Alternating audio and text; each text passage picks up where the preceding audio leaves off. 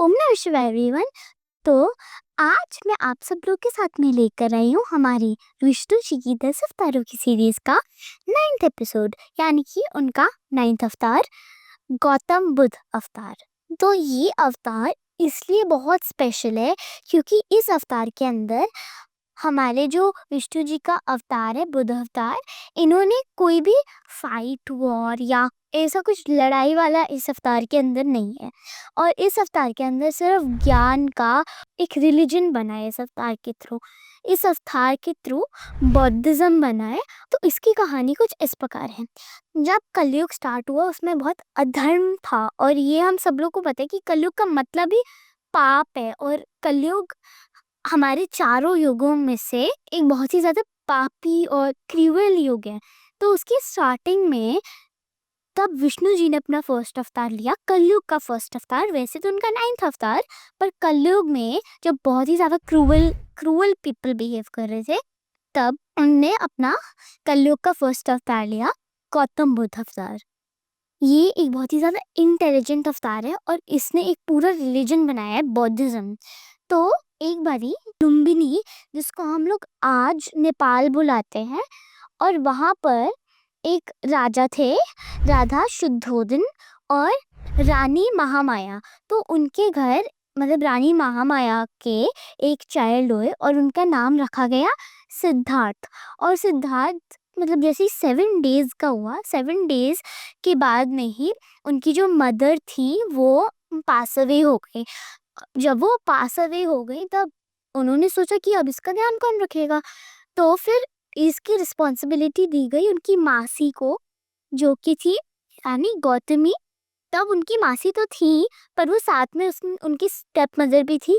और इतनी अच्छी स्टेप मदर की कोई मानेगा ही नहीं कि वो स्टेप मदर थी उनकी। गौतम बुद्ध जी बड़े हुए तो वो पहले से ही बहुत ही ज्यादा काइंड हार्टेड, बहुत ही ज्यादा टू भक्ति, वेरी दान एंड ऑल, बहुत ही ज़्यादा kind hearted and very really good person being.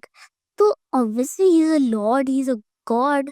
तो उन्होंने एक बार ही वो जब अपने जो उनकी सिटी थी अराउंड, उसके अंदर भ्रमण के लिए गए कि मेरे सिटी में हो भी क्या रहा है। तो वो अपने घर से अपने महल से बाहर निकले, और उन्होंने जैसे ही वो घूम रहे थे उनको एक पेशेंट देखा जिनकी बहुत ही ज़्यादा तबीयत खराब थी। एक ओल्ड मैन जो एक स्टिक पकड़ के चल रहा था, और एक डेड बॉडी। तो उनके हार्ट के अंदर कुछ हुआ और उनको लगा कि देखो, लोग राजमहल में इतने अच्छे से ले रहे हैं और इनका क्या हो रहा है, देखो।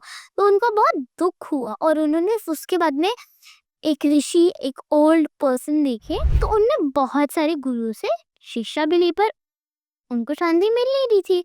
तो फिर एक बारी वो बोध गया में गए, और बोध गया के अंदर एक बहुत बड़ा सा एकदम शेड दे रहा था, पीपल का पेड़, जो एक बहुत ही ज्यादा पॉजिटिव पेड़ होता है, जो ऑक्सीजन मतलब रिलीज करते हैं, और आप उसमें से एकदम फ्रेश एयर ब्रीथ करते हो, और वहाँ पे बहुत अच्छा लगता है उसके नीचे बैठ के। तो वहाँ पे एक बारी गौतम बुद्ध जी बैठे हुए थे, और वो ना एकदम उन्होंने अपनी तपस्या के वो पोजीशन के अंदर बैठे, और उन्होंने बस आईज क्लोज की, और ही चैंटेड फॉर गॉड।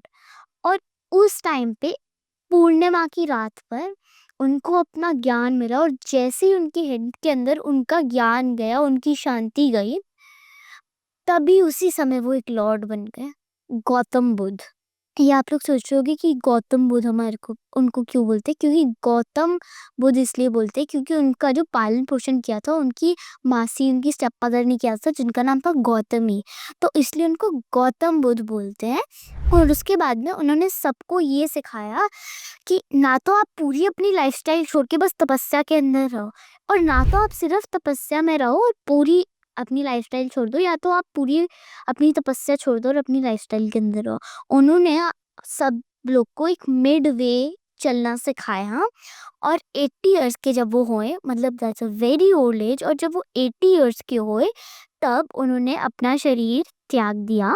तो गौतम बुद्ध जी तब 80 इयर्स के हुए, उन्होंने अपना शरीर त्याग दिया, पर उन्होंने सबको इतना अच्छा एक मिड लाइफस्टाइल जीना सिखाया कि अभी भी उनकी टीचिंग्स को कोई भूल नहीं पाया। और ये मत सोचना कि सिर्फ इंडिया के अंदर ही गौतम बुद्ध को माना जाता है, इवन इंडिया के बाहर गौतम बुद्ध जी के मंदिर है, गौतम बुद्ध जी को माना जाता है बहुत ज़्यादा काइंड हार्टेड। एक्चुअली में जितने भी लोग इंडिया से बाहर, इंडिया के अंदर गौतम बुद्ध जी को मानते हैं, उन्होंने एक पूरा रिलीजन सेटअप करके गए, वो बौद्धिज्म। और इस रिलीजन के अंदर कोई लोग ज़्यादातर मूर्तियों में, जो हम लोग भगवान जी की ऐसे उनके सामने उनकी पूजा चांद करते हैं, पर वो नहीं करते।